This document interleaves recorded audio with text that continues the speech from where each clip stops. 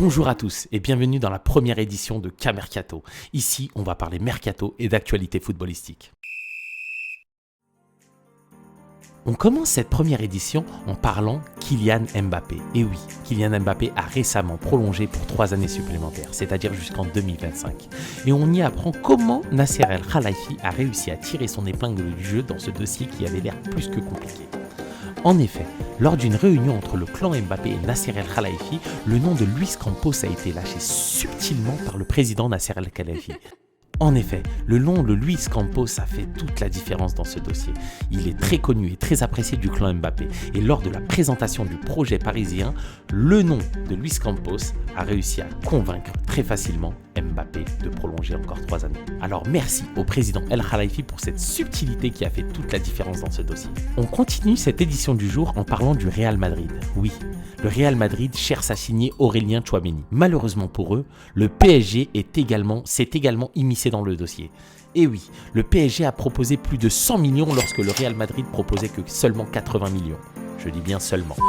Aujourd'hui, on apprend que le Real Madrid a augmenté sensiblement son offre. Il refuse une deuxième déconvenue après la déconvenue Mbappé. Et oui, le Real Madrid passe à l'attaque.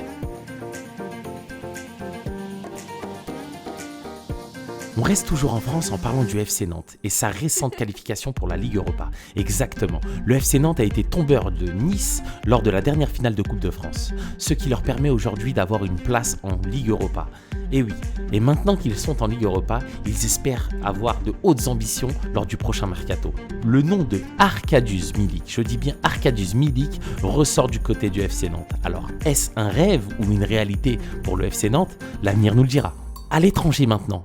On va parler justement de Frenkie de Jong. Frenkie de Jong, le joueur du FC Barcelone, est pressenti pour signer à Manchester United, qui lui fait les yeux doux depuis quelques semaines et qui est prêt à tout, je dis bien à tout pour signer la pépite hollandaise.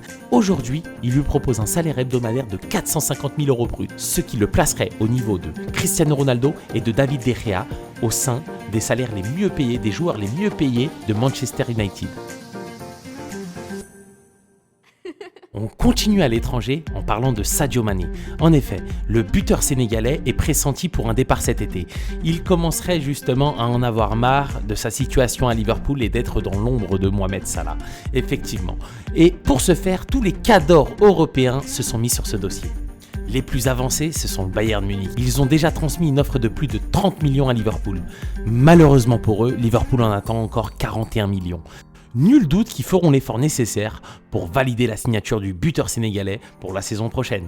Voilà, c'était la première édition de K-Mercato. N'hésitez pas à liker et à follow la page pour plus de quotidien.